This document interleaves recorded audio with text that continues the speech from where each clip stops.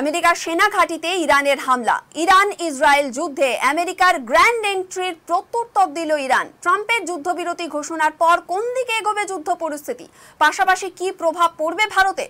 আমরা কথা বলেছিলাম আন্তর্জাতিক সম্পর্ক বিশেষজ্ঞ দেবাশিস নন্দীর সঙ্গে। কি বললেন তিনি শোনাবো। গতকাল ইরান ইসরায়েল সংঘাতের আরো একটা নতুন রূপ দেখা গেল, যেখানে দেখা গেল ইরান আমেরিকার সেনা ঘাঁটিতে আক্রমণ করলো এবং এখন ট্রাম্প বলছেন যুদ্ধবিরতির কথা। ইরান মানতে চাইছে না। ইসরায়েলের সুর এখন কোন দিকে এগোতে চলেছে এই পরিস্থিতি? দেখুন, এই যুদ্ধটা এখন আর দ্বিপাক্ষিক যুদ্ধের মধ্যে সীমায়িত নেই। যুদ্ধ এখন সার্বিক যুদ্ধে পরিণত হয়েছে। কেন হচ্ছে দেখুন, কারণ ইরান এখন আমেরিকার যে বিমান ঘাঁটিগুলো ছিল মানে মধ্যপ্রাচ্যের বিভিন্ন দেশে, বাহরাইন থেকে শুরু করে Oman, UAE, Saudi Arabia, Iraq, সেখানে দেখা যাচ্ছে ইতিমধ্যে 4টি বিমান ঘাঁটিতে আক্রমণ করেছে। এটা বোঝাতে চাইলো যে আমেরিকা ইরানের উপর আক্রমণ করে বড় ভুল করেছে এবং ইরানকে বারবার যে রোগ স্টেট হিসাবে একঘরে করে দেওয়া, তার উপর ইকোনমিক স্যাংশন আরোপ করা, এই পদ্ধতিতে আমেরিকা ইরানকে কোণঠাসা করতে চেয়েছিল দীর্ঘদিন ধরে। এখন ইরানের পিঠ থেকে গেছে। ইরানের ধর্মগুরু বলেই দিয়েছিলেন যে শুরুটা করলেন ডোনাল্ড ট্রাম্প, শেষ করবো আমরা।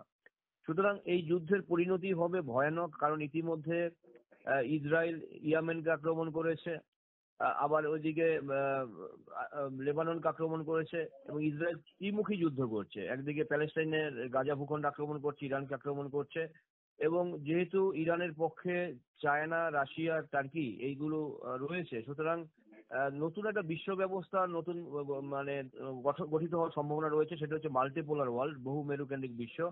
অর্থাৎ আমেরিকার যে আধিপত্য, অর্থাৎ এক মেরুকেন্দ্রিক বিশ্বের যে নেতা হিসাবে আমেরিকা নিজেকে প্রতিষ্ঠিত করতে চেষ্টা করেছিল, তার একটা চ্যালেঞ্জ সৃষ্টি করেছে বিশেষ করে ব্রিক্সভুক্ত দেশগুলো, চায়না, রাশিয়া এবং ইন্ডিয়া। যদিও ইন্ডিয়া এই যুদ্ধে সরাসরি যুক্ত নয়, কারণ হচ্ছে ইরান এবং ইসরায়েল দুজনেই যেহেতু ভারতের বন্ধু, সেহেতু নীরবই রয়েছে। কিছু যুদ্ধ পরিস্থিতি যাতে না এগোয়, যাতে করে শান্তি স্থিতিশীল বজায় রাখে, দু তরফকে বার্তা দিয়েছে।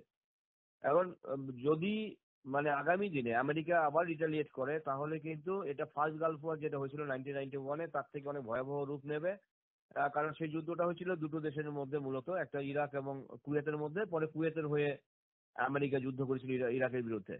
এখন যে পদ্ধতিতে ইরাকে পাপেট সরকার গঠন করেছে সাদ্দাম হোসেনের পতনের মধ্য দিয়ে, আমেরিকা চেয়েছিল যে ইরানের যেই রাষ্ট্র ব্যবস্থা রয়েছে, অর্থাৎ রেডিক্যাল ইসলামিক আইডিওলজির উপর বেস করে যে রাষ্ট্র ব্যবস্থা রয়েছে, সেটাকে ভেঙে দিয়ে নতুন একটা ব্যবস্থা গঠন করা।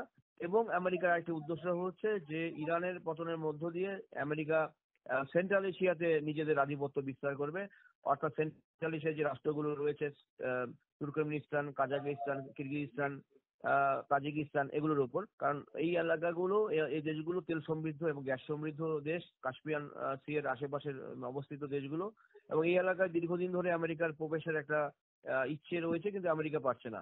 সুতরাং এই পরিস্থিতিতে আমরা তাকিয়ে আছি যে আমেরিকা কি পদক্ষেপ নেয়। আমরা গতকাল দেখেছি যে হোয়াইট হাউসে জরুরি বৈঠক করেছিলেন আমেরিকার সামরিক আধিকারিকদের সাথে, সিকিউরিটি আধিকারিকদের সাথে ডোনাল্ড ট্রাম্প। এখন আমেরিকা কি স্ট্র্যাটেজি নেয় সেটা দেখার, কারণ আমেরিকার রাষ্ট্রপ্রধান ডোনাল্ড ট্রাম্প কিছুদিন আগে বলেছিলেন আমরা দেখছি, 15 দিন সময় নিচ্ছি যে কি করা যায়। কিন্তু তার দুদিনের মধ্যে কিন্তু ইরানে অবস্থিত 3টি পরমাণু কেন্দ্রতে আঘাত করেছে মার্কিন বিমান, এবং সবচেয়ে দামি B-2 বিমান, সবচেয়ে দামি এবং খুব অত্যাধুনিক যুদ্ধ বিমান।